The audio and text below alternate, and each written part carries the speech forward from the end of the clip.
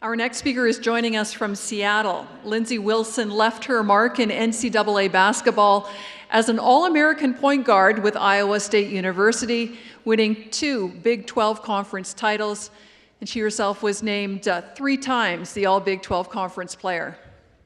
She graduated with honors and then went on to play pro for 8 years in Europe and the Middle East. During her time as an elite athlete, Lindsey grew to learn the power of her mind and the power of mental training in the realm that really focuses mostly on physical training. She is the co-founder of Positive Performance, which teaches high-level mental training for athletes and coaches alike. Lindsey has shared her knowledge and techniques with sports teams and organizations around the world, and she's here with us today to share them with you. Please, everyone, a warm welcome for Lindsey Wilson.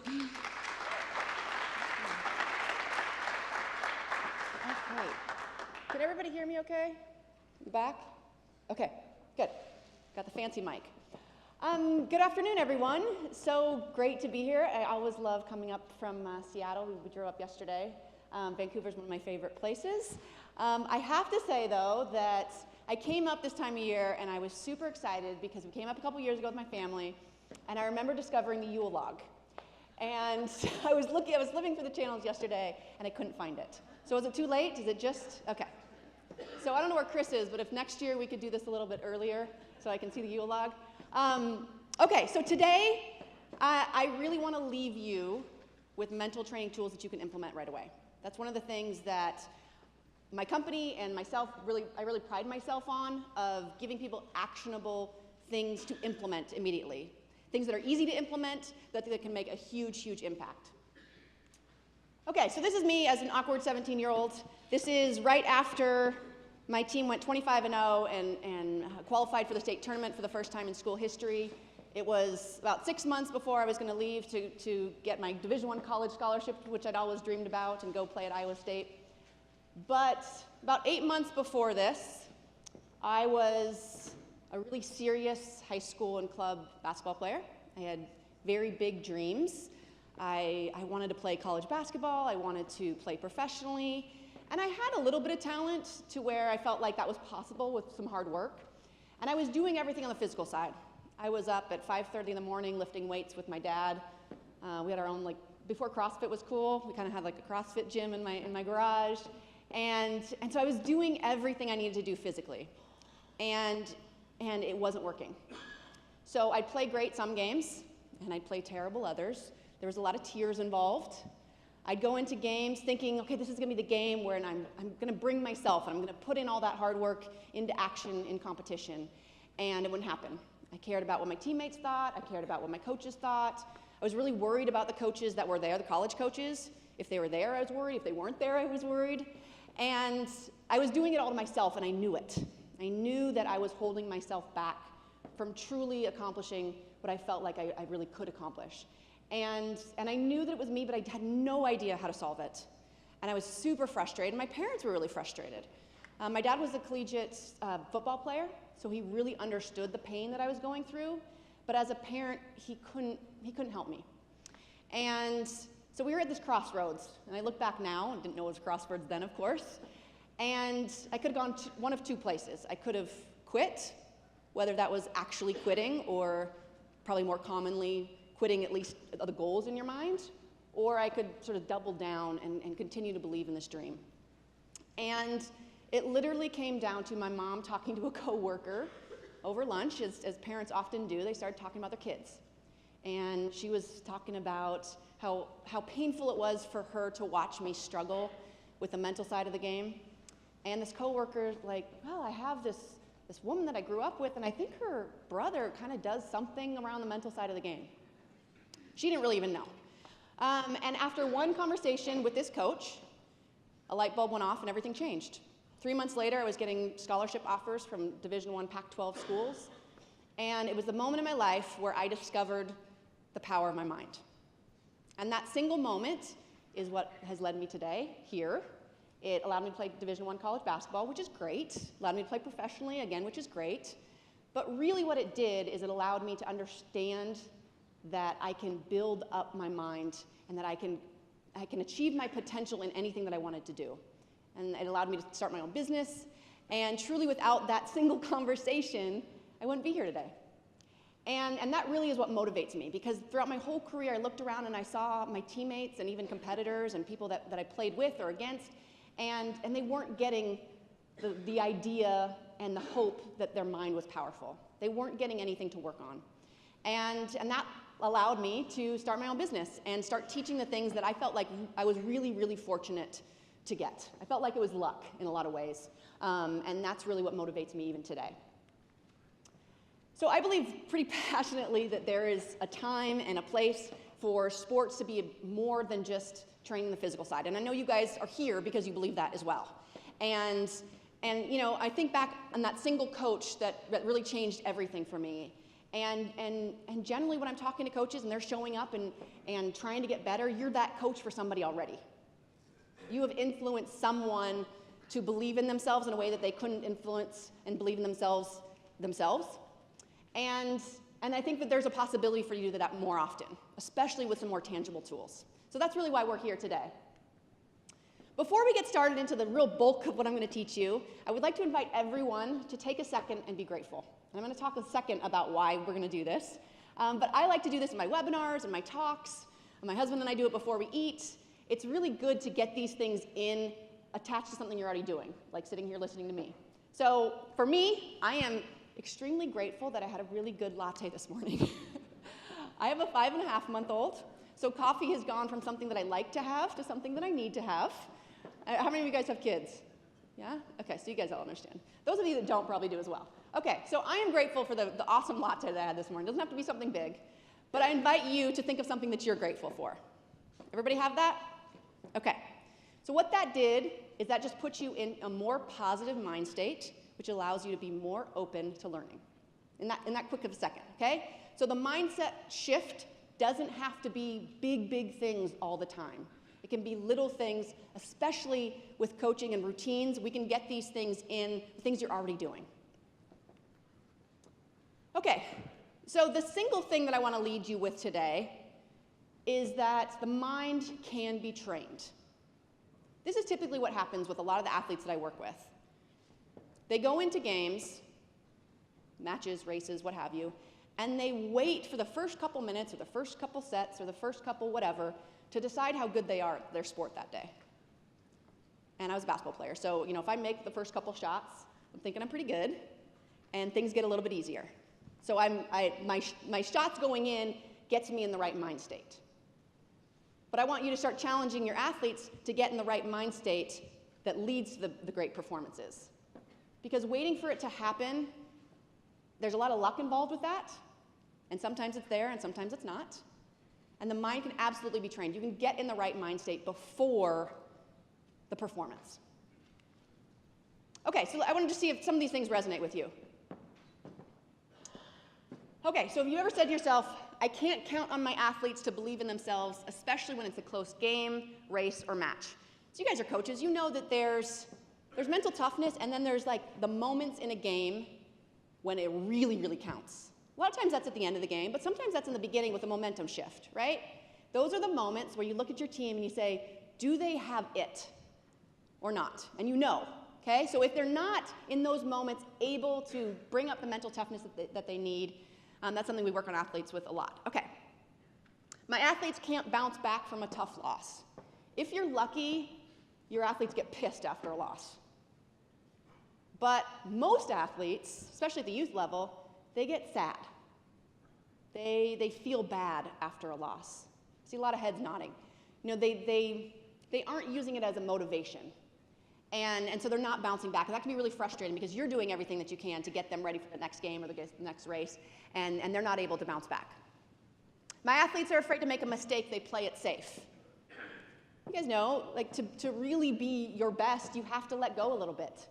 You have to understand that it's going to be messy, and you have to give of yourself. And a lot of athletes, they don't really understand that risk-taking is a part of it, and that there's going to be some failure involved.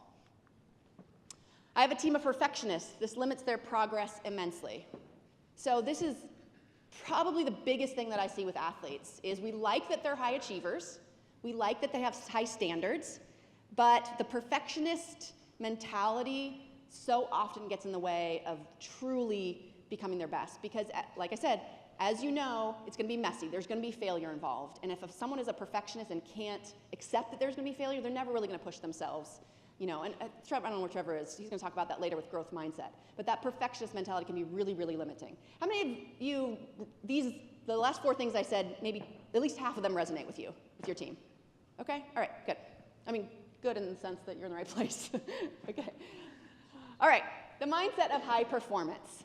So I like to talk about what we're talking about because so often we're really discussing sort of ambiguous terms, right? Like mental toughness, what does that even mean, right? What does confidence mean? What is the mindset that you really want your athletes to have going into competition? You know, you can think of like the athletes on your team that maybe have it, and you can definitely think of the ones that don't, but let's define it a little bit more. Okay, so on the one side, we have a positive mind state, and that has to do with being confident. On a hormonal level, it has to do with extra testosterone. Again, it's positive, optimistic, and there is a sense of risk-taking. On the opposite side, the opposite of confident is actually not confident, it's actually anxious. So it's fearful. Cortisol is the hormone that's associated with that. It's negative, limiting. They don't want to take risks, so they're very closed off. And what I see a lot with the athletes that I work with is if you're on a teeter-totter and you have, let's say, confident on one side and anxious on the other, they may be confident in training and in practice. Maybe if they're freshmen or they're new to the team, they might not feel that way. But for the most part, athletes are fairly confident in practice. And the closer they get to the game, confidence drops and anxiety or fear goes up. And really what we want is the opposite. We want a little bit more pressure and a little bit more, we don't want anxiety, but we want a little bit more skin in the game in practice and more confidence in games, okay? So that's the framework that we're working on. Okay, so the question we have to ask, of course, is can this be developed? Because it's great to want your athletes to have more confidence and be less anxious. But is there even hope? And what the research says is that, and this is based on Dr. Barbara Fredrickson's research, is up to 50% of our mindset may be based on genetics. So if you've noticed that in your team, or if you have kids yourself, if you've noticed that like there seems to be some that are just naturally more confident than others, you're probably not wrong in that. But the good news is that at the very least, we got 50% of our mindset to work on. We got 50% that can be changed and can be altered in a positive way. So that's really, really good news because that's giving us a lot to work with. All right, so we're going to go into 3 unique steps that I'm going to teach you today that you can implement mental training. Okay, just get some hydrate.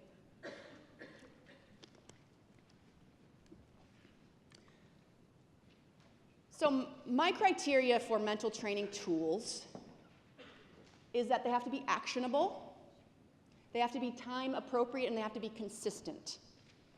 So my problem with a lot of the intangibles when it comes to sports is it's talk, right? It's great to talk about what we need in our athletes, but it's better to actually show them how to do it and actually give them tools to implement it. So the analogy that I like is, you know, if I was up here, I don't know, teaching you stretching or yoga, you wouldn't expect your athletes to get better because you're scribbling that I just did downward dog. You would expect that you would have a program to take them through the yoga or the stretching, and you would expect that it would have to be consistent. It would have to be every day or every other day. It'd have to be a regular thing that you did. And it doesn't have to be hours and hours. You guys all stretch before practice. You know it's not that hard to get it in. But if it's not every day, one, it's not important to them, and you're not going to see the benefit.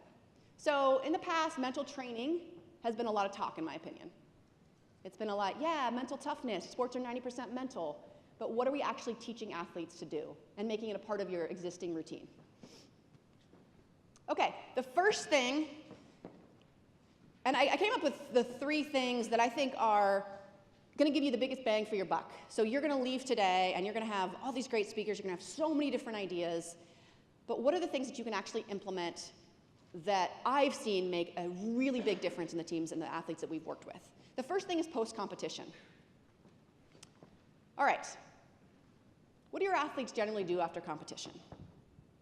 They generally, for the most part, are either sad because they didn't play well, they didn't play, you lost, things didn't go how they wanted them to go. Or on the opposite end, they're super happy because you guys won, they got off the bench for the first time, you know, they had some great play, their boyfriend was there, whatever. And so you have the opposite end of the spectrum, and neither one of them are really that productive. These athletes aren't necessarily finishing competition and saying, what can I get better at? They're leaving the gym and they're emotional. They're leaving the pool and they're emotional, for the most part. And coaches aren't necessarily like this in the same way. Like, you guys go watch film, you think about the ways to improve, and likely your athletes are not doing that. So let's get them in the habit of doing that. You can't see this, but the good thing is that you're going to get this. You go to our website, and I'll give you the link that you can download this for free, because this is a post-competition worksheet. You can photocopy it, you can put it in your athletes' binders, what have you. They can do this worksheet on their own, and it's a great post-competition routine. Because what I've seen is, you know, coaches go into the locker room or wherever your post-game time is, and athletes are probably not ready to hear whatever message you have. I hate to break it to you, but you know, and everybody's like, oh yeah, let's either get better or things didn't go well, let's improve on this. And then they go off and they might not be improving really. And so they need something to latch onto. And this worksheet, this routine is really, really helpful. So let me talk to you a little bit about what this is. Again, you're gonna be able to download this for free so you can go and look at it more closely. Okay, so post-competition. What we want your athletes to do is we actually do want them to critique their game or their performance or their race. That's how you get better. But we have to do that in a way that teaches them that it's not a criticism, that it's not emotional, that it's not a judgment thing. It's almost like teaching them to be like they're watching somebody else. And when you can remove that emotion, they're much more likely to actually look objectively at how they played or how they performed. Because it's not laden with that emotional connection. Because nobody really wants to talk about how bad they did. Nobody really wants to think about that. That's painful. And so getting them in the habit of looking at it in a way that's productive. Giving them some routines to focus on what they did well, especially if you have a lot of perfectionists on your team. You know, you can go up to an athlete and you can tell them how great they did, and they'll find that one mistake that they made. And so having them focusing on what they did well. Again, looking at what they can improve, and that becomes a lot easier when you're removing the emotion. Because if there's emotion and they're judgmental, they're likely not going to be looking at their game or their performance in the same way. And then a routine to let go. I'm actually going to teach you a routine today that you can take and you can use yourself and you can use with your athletes. So this is my criteria for a post-game routine, but again, I'm going to give you that worksheet. So that's step one, post-competition. I think this is a really easy thing to implement, and I think that it has the ability to really impact your athletes over time, because you play a lot of games, you have a lot of races, especially these days. Kids are playing a lot of games, and you know, they're all merging into like one experience. If we're taking the time for them to improve every single game, they're gonna get better quicker. Okay, so another tool is working on yourself as a coach. And obviously, you're here today, so you're doing that. But one of the things that I see with a lot of the college teams that I work with in particular is it's great to implement mental training. It's great to have routines that you do as a team, but it's really important for you to be working on it on your own. And one of the problems is that as a coach, you're constantly trying to tell other people what to get better at.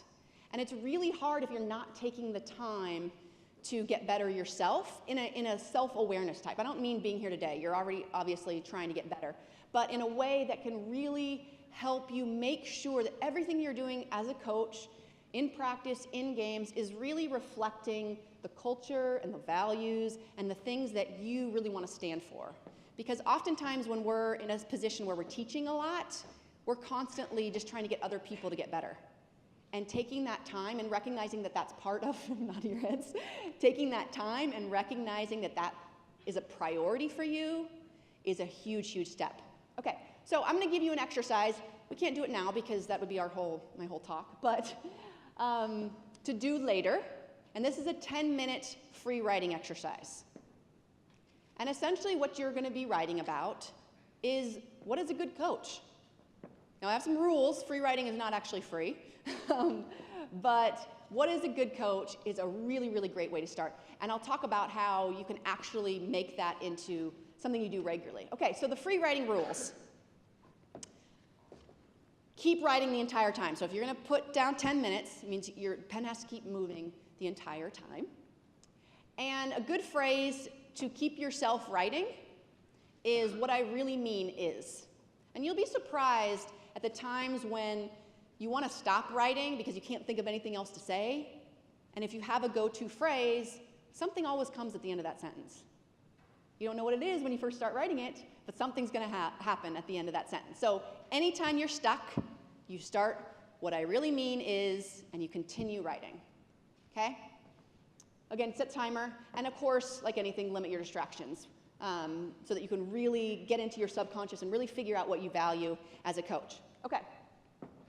So some certain values and themes are going to arise out of this exercise.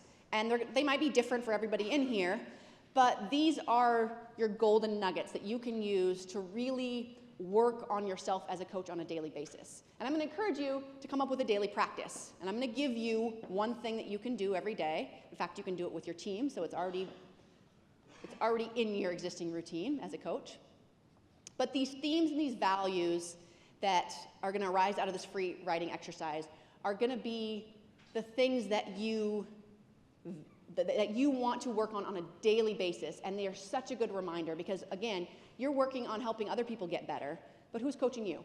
So you've got to have these daily things that remind you and anchor you into the things that you really value. Because remember, as a coach, you have to keep in a confident, positive, risk-taking, optimistic mindset. You have to work on that. We all do. And when you're working on that on a daily basis, it's going to automatically help your team. But a lot of coaches, I'm telling you, a lot of coaches miss this step.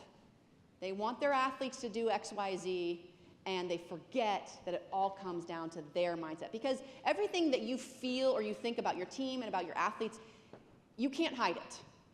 It's going to come out in your self-talk to yourself. It's going to come out in your body language. It's going to come out in the things that you say or do during games or in practice. It's going to come out one way or another. So if you're not working on that inner sense of self, it's going to be helpful to give your athletes tools, but it's not going to be as helpful as if you're working on them as well.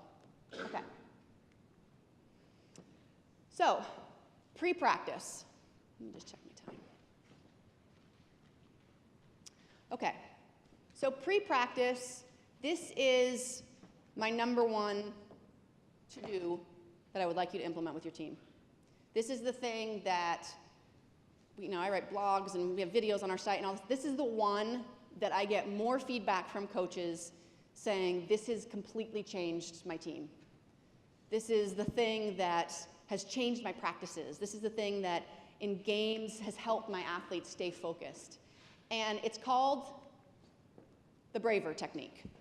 And again, you're going to get this, if you go to our website, I'll give you the link. You can download this for free, and it's going to walk you through exactly how to do this exercise. I should go back to this. This is me doing it with a Division I volleyball team in the States, and this is them pre-practice. So this is basically what it looks like, and it takes 3 to 5 minutes. Generally, people are in a huddle doing it together. And again, based on the values and the themes that arose during your free writing, you're going to come up with your own focus for this time. And I'm going to walk you through exactly how to do this. But this is similar. This is what it looks like. Everybody's standing up, pre-practice. Before, after stretching, it doesn't matter. But this is a good visual, so you can understand that this is how it actually looks in practice. Okay. So again, I'll give you the website right at the end that you can get this for free. Okay. So it is a 5-step process. It's breathing, it's release, affirmations, visualization, and a reset word. I'll go over all that again. I'm just giving you an overview. And again, you're going to get this, so you'll get it all broken down. But I want to take you through it today because sitting up here and talking about it is one thing. For you guys to actually experience it is a totally other thing. So we're going to walk through exactly how to do this. Okay. So the first step is breathing. Sounds really simple. Most of us do it wrong. So the first thing that you're going to do is you're going to be breathing in through your nose and out through your mouth, 6 seconds in and 6 seconds out. And I'm going to, again, walk you through exactly how to do this. But this is a really, really important step. I want you to be comfortable, but not too comfortable. So when I'm working with teams, unless it's like a recovery day and you don't care if anybody falls asleep, like nobody's going to be laying down. Typically, athletes are either sitting up or standing up. So we want them comfortable, but not so comfortable that they're like in sleepy time, okay? The release. So on every exhale, you're going to be breathing in through your mouth and in through your nose and out through your mouth. On every exhale, the focus is to release. And releasing is releasing anything. It's thoughts. It could be good thoughts. It could be, that was a joke. It's like the shoes that I saw on Nordstrom.com that I really want. Well, it's not really that helpful going into practice. So I'm going to release that. I'm going to release stress, tension. And you might start noticing different areas of your body that are typically more tight than others. Like for me, it's often my jaw. I don't know. Other people, it's like their shoulders, and they didn't even know that was tight. So you'll start having that body awareness to release whatever stress or tension is in your body at that time. And so you're going to be releasing on this exhale, and again, your athletes are going to be doing it as well. And also any kind of psychological things that are going on, like stress or worry or self-doubt, things that are just negative. So you're going to be releasing all that on the exhale. Okay, so an affirmation that would work for you guys. You guys can come up with your own, and you will with the free writing exercise. So let's say that your theme in the free writing exercise was that you really want to inspire your team, like, motivation and believing in them really came out in your free writing exercise. This would be an affirmation that would really give you that picture of how you want to coach on a daily basis. And imagine being able to see this on a daily basis before you go into practice. Like, we all have lives other than coaching, right? And you're bringing into coaching or that practice whatever other stuff, whatever crap is going on in your life.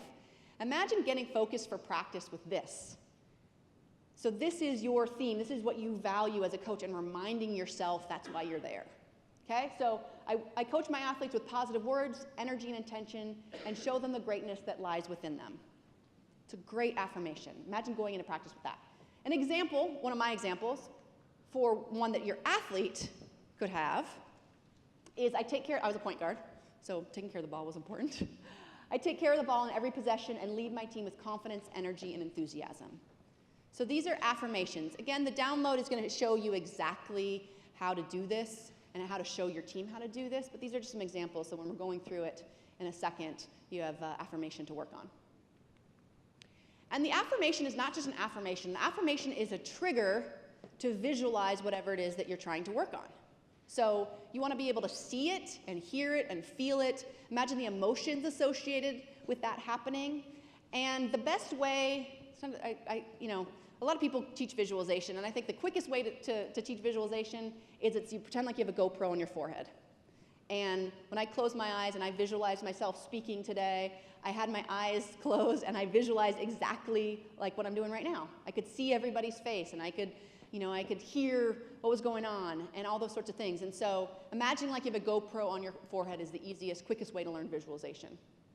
Emotions are a really big part of it. So if you have a lot of pride in coaching, you're emphasizing these things that you really value, bringing in the emotions that are associated with that experience. And like anything, it's something that you're going to improve over time. So visualization, really important part. So we're going to take you through a breathing exercise with the release, and then you're going to say your affirmation and you're going to visualize it happening, okay?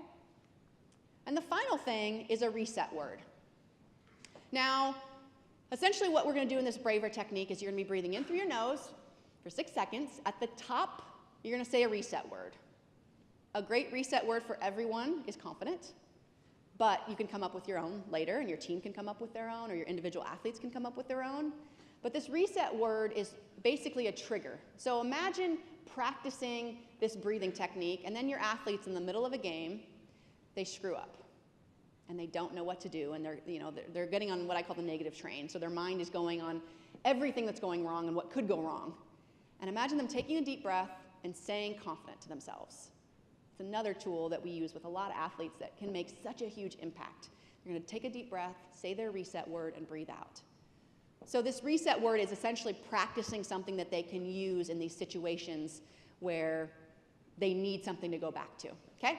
So confident is the one that I would recommend doing today, but you can come up with your own later. Okay, so you're gonna be breathing in through your nose, 6 seconds, confident at the top. You're gonna be breathing out through your mouth for 6 seconds. I'm gonna walk you through this just so you can understand how long the breaths are.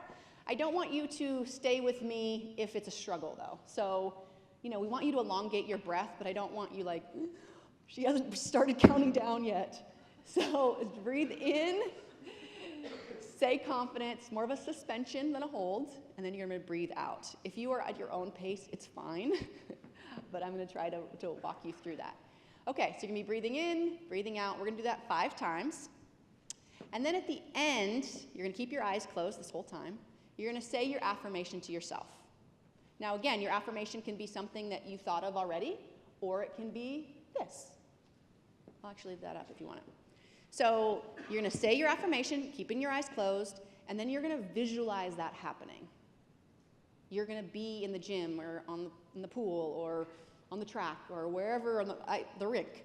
You're gonna be there doing this. And your imagination is gonna take you and you're gonna experience it. And whatever that looks like for you, okay? And then I'll leave you like 20 to 30 seconds to do that. And then at the end, I'll lead you through a couple other things to say to yourself. You'll take a deep breath, and that's it. And again, this is the pre-practice visualization breathing exercise that I teach athletes all over the world to do before practice, and coaches do it as well. It's really simple. It takes 3 to 5 minutes, especially once you get all the things that you want, the affirmations and such. Okay, so we're going to keep this up. All right, so I want everybody to close their eyes.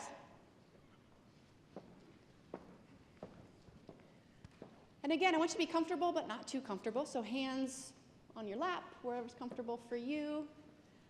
And wherever your breath is at this point, I want you to breathe out.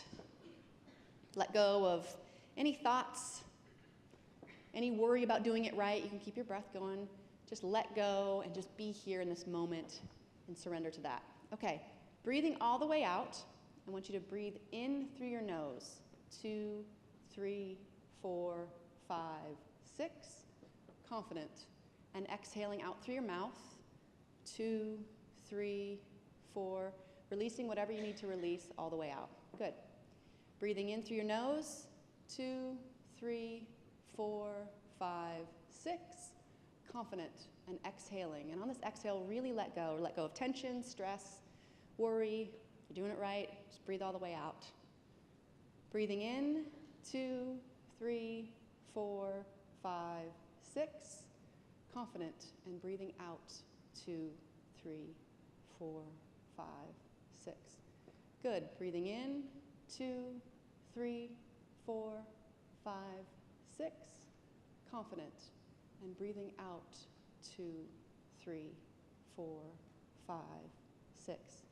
Good. Last one. Breathing in, 2, 3, 4, 5, 6. Confident, and breathing out. And breathe out as slow as you possibly can on this last one, keeping your eyes closed, and letting your breath return to its normal pace. Just connecting with your body. And I want you to say an affirmation to yourself, one that you came up with on your own, or you can say, I coach my athletes with positive words, energy, and intention, and show them the greatness that lies within them. And then I want you to see that happening as if it's happening right now.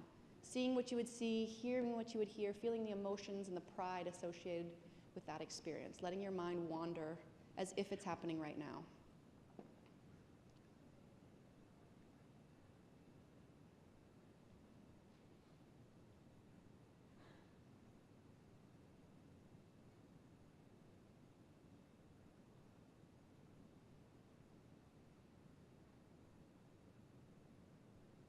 Good, keeping your eyes closed. I want you to say some other positive things to yourself. Give yourself credit for being here, for improving yourself, reminding yourself the enormous power of your mind that you're connected to at this very moment. Telling yourself some other self-love, self-talk things. And then finally, taking a deep breath, breathing out, and opening your eyes when you're ready.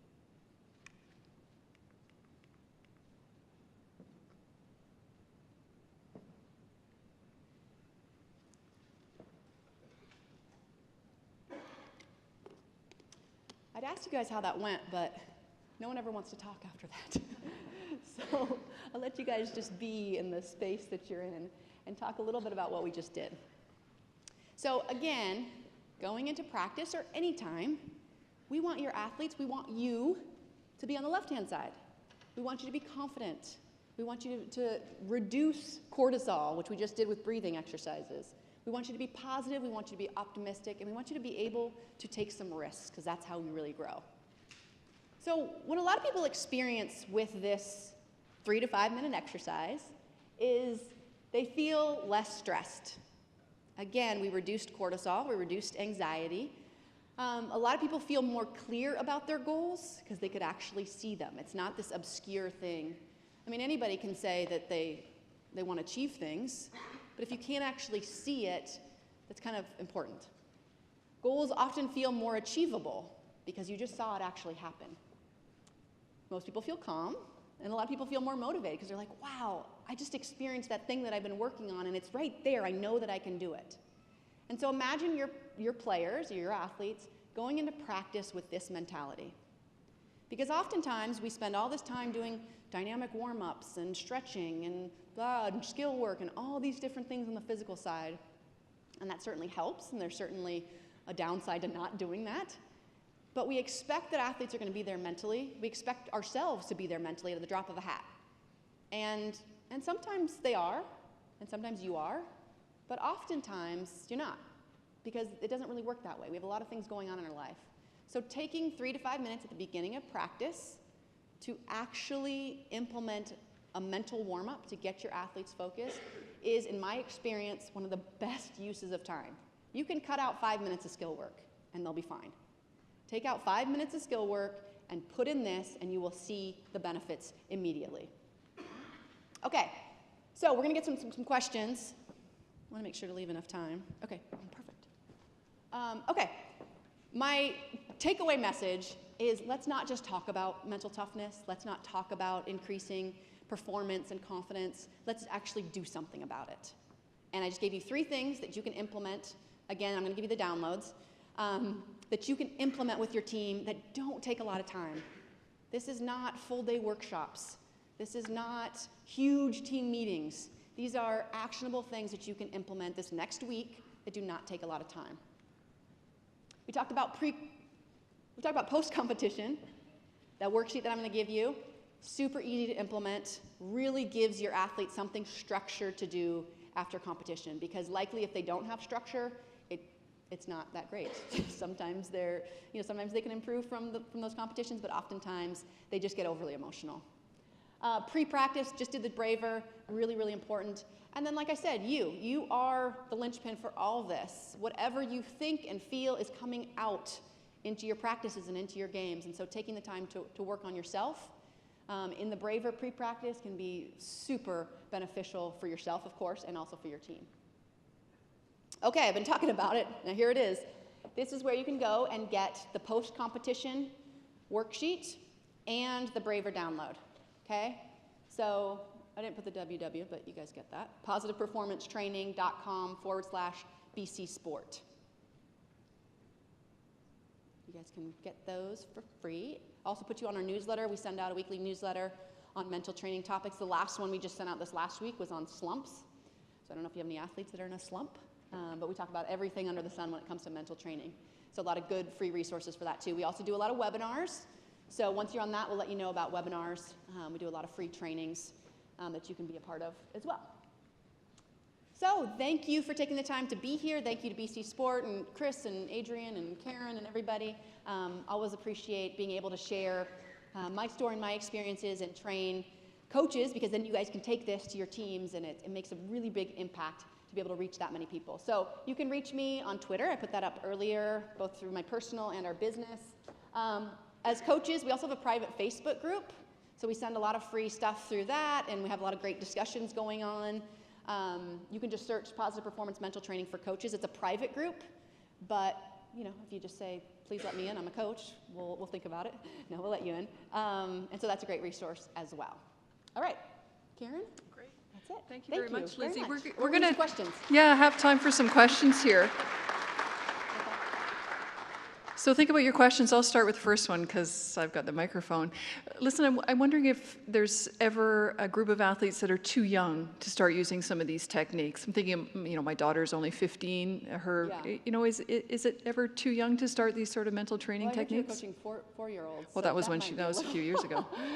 No, it's not. I think it just depends on what you're implementing. I mean, teaching 15, our official training programs, we say 13 plus, but that's more like, to me, that's more like because of the structure of like going through a module and like, completing something. They're used to homework and that sort of thing. So we say 13 plus, but if you're under 13, breathing exercises, I don't think there's any age that can't benefit from that. So it might need to be modified a little bit, but the good thing about really young kids is when you talk about visualization, their imaginations are great.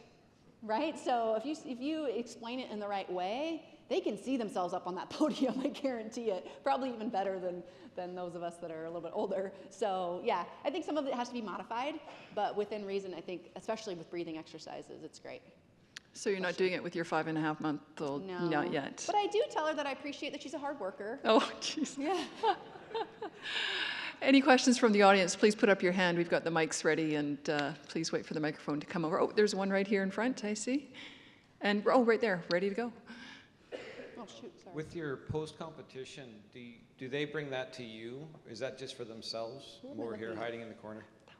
Oh, sorry. Yeah, is that just for themselves, for Yeah, their own benefit? well, they keep it to themselves? You're or talking is it about after they something- complete it, handing it in? Yeah, like is it something you go over with the athlete as coach? That's a good point. Typically, I say no. Most of the teams I work with, I say give it to your athletes and let them do it. Because if they know it's homework or they know that you're going to look at it, they're going to answer things differently. What I will say, though, is at least in the beginning, inviting them to go over it with you. So they always have the option to not. And tell them afterwards, if you want to share that and get some feedback from me to make sure that you're doing it right, then that's great, because that can be a great like one-on-one connection point for you to coach them through the exercise.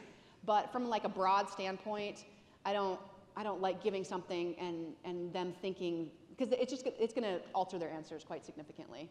But I do think having a one-on-one that's optional is it's a really good question.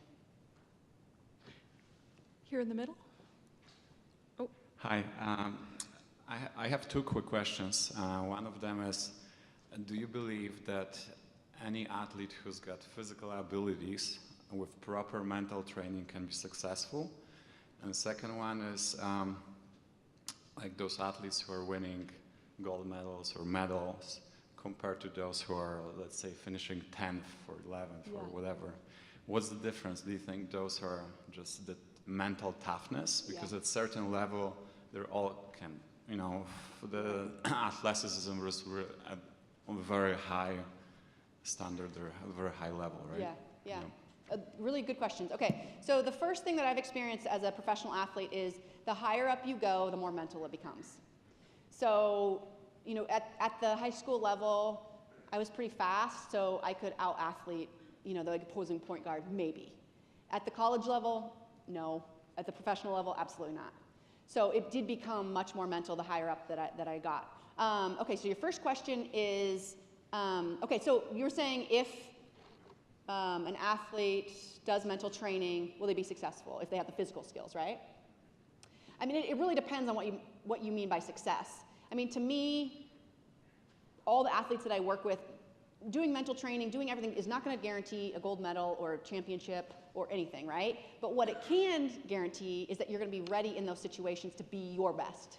And I think that's really, anybody that says that anything that they do is going to guarantee success, the result success, is, full of crap. Like, that's just not going to happen. Because there is some luck sometimes, right? The ball's either going to go in or not. But I think the goal being, can you be your best when the pressure's on? Can you be in that moment? Can you be fully present? If that's the goal, absolutely. And then the difference between first and 10th, like say in the Olympics, is it mental?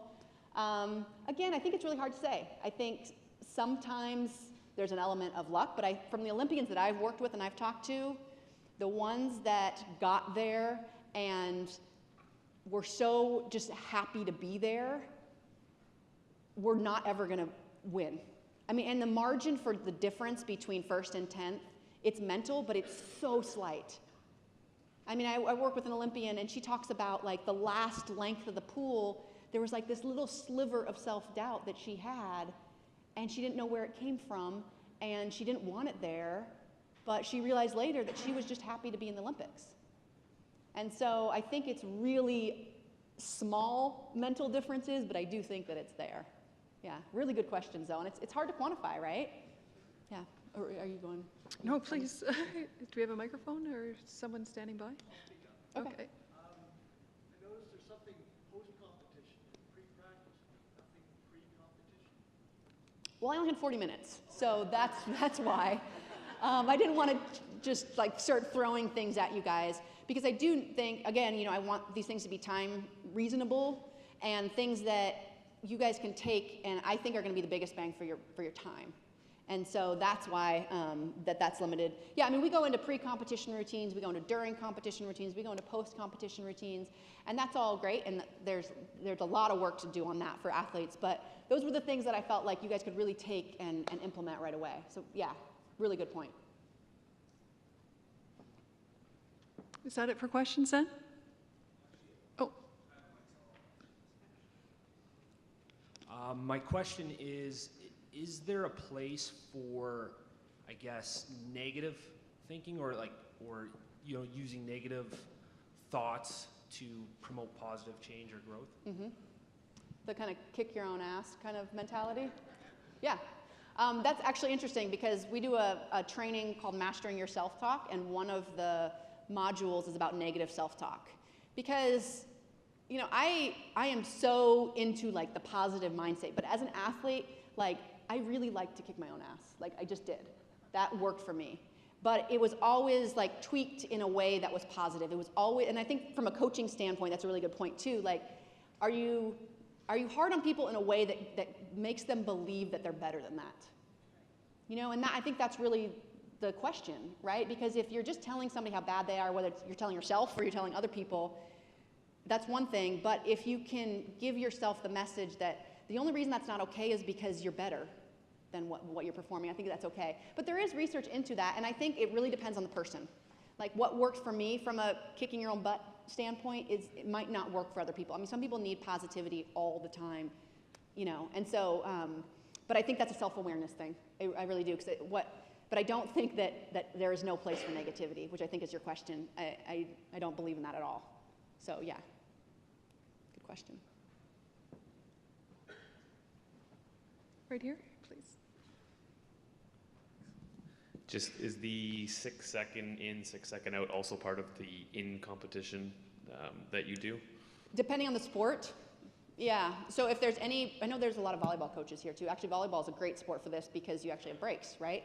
Of breathing in and breathing out. Like, racing, you might not have time for a 6 second, in and out in a race, right? So it depends on the sport.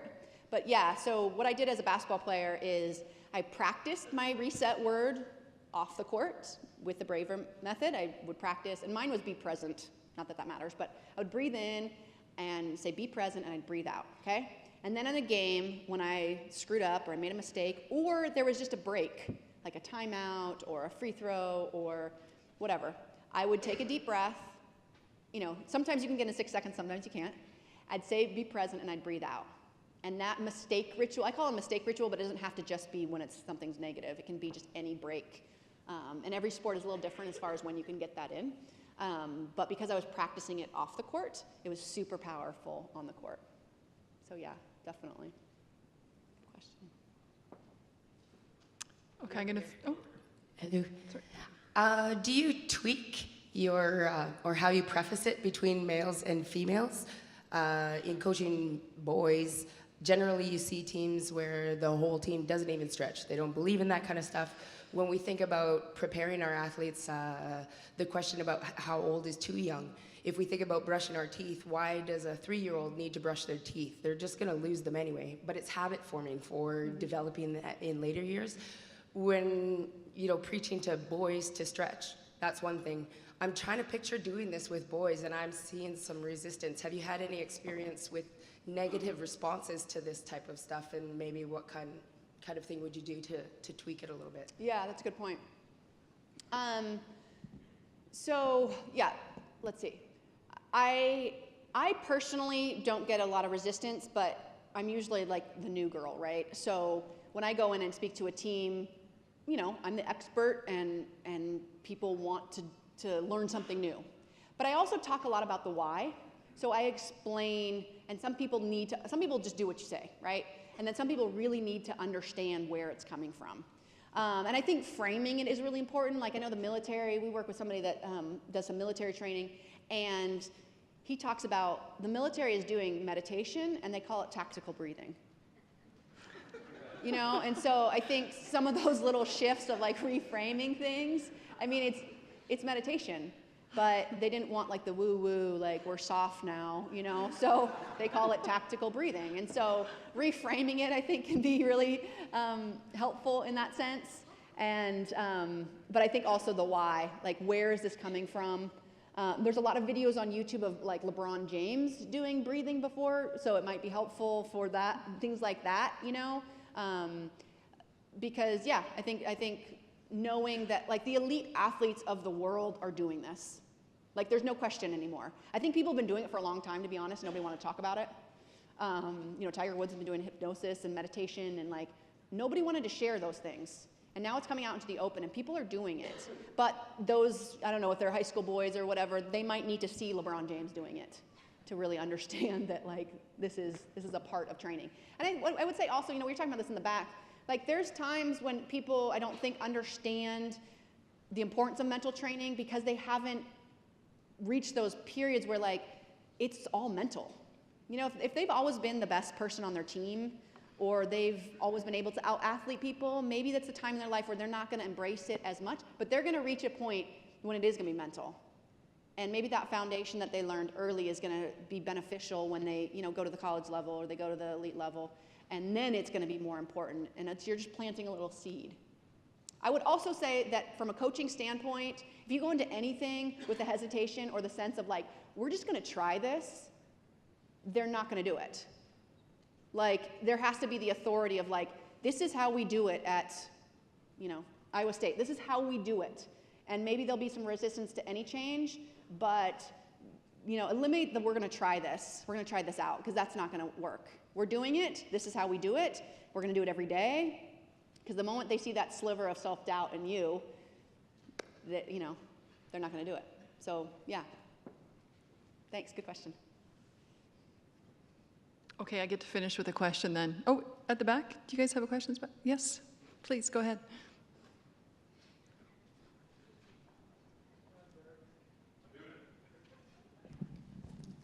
So, University of Wisconsin recently announced that they were going to ban chanting scoreboard and free ball during games.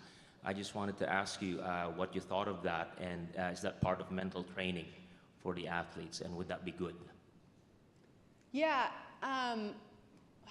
it makes me kind of sad. I think it's, and I don't know, John, I know you talk a lot about this stuff. I don't know if you talked about this in yours. I was taking care of my 5.5-month-old this morning, so I missed his talk, but like the trophy culture and like trying to insulate athletes. I know I've heard you talk before, and you've talked a little bit about this, but insulate people from adversity and opportunities essentially for resilience and pressure, and I just think is like not understanding it at all. So, you know, is it nice to yell air ball? Not really, but are they gonna go somewhere else and have a boss that's yelling at them, or are they gonna go overseas and have someone throwing things at them? Like, they might. And so to me, it's like, it's kind of missing the point. I don't think and I say this a lot with the athletes that I work with, like, we're not gonna change your coach, we're not gonna change the fans, you're not gonna go through your world like trying to control everybody around you. Like, you need to get up the like inner armor to deal with those situations. And if someone's yelling air ball, like, I had that yelled at me and I survived. I remember in a game in college, like I looked up and someone had, this is back in the day when we actually had dorm phones, someone had my phone number like up on a board, like in the middle of a game, and my last name is Wilson, so people were like throwing volleyballs around because it was the, the castaway volleyball. Wow. And it's like, I don't know, if you can't like have a sense of humor and like enjoy those situations, like that's what sports is. There's negativity, and it's, I don't know, I don't know if that answers your question, but I think it's kind of silly, to be honest. I think trying to insulate people from difficulty is not getting it at all. So the follow-up is, how many phone calls did you get? I don't know. I just remember like I was on the bench and I looked up and I was like, that phone number looks familiar. That's fun. Of course, now I don't think you can search for that kind of stuff, which is probably good. Right. Anyone else? Okay, I get my last question then. So I've encountered an athlete that said about mental rehearsal and mental training, I really don't like it. It just makes me think too much. Oh, that's a good, yeah. Yeah, have you ever encountered that? Directly, maybe no, but I don't think that that's a wrong or a unbelievable thing for an athlete to say. I think it's like anything, it's something that you get better at. And one thing I didn't mention with the braver is, I don't know if any of you guys experienced this, but sometimes when you close your eyes and you breathe, you actually feel more anxious because you're actually sitting down and connecting with your body and connecting with your thoughts. The anxiety was there the entire time, but you just, were busy, and you just kept moving on and doing things and talking to people and whatever, and checked your phone a billion times. And so the anxiety is like not coming to the surface, but if it's not coming to your surface, you can't deal with it, right? And so sometimes you have to get a little bit worse to get better. Great, let's have a big hand of applause for Lindsey Wilson, everyone. Thank you. Thank you.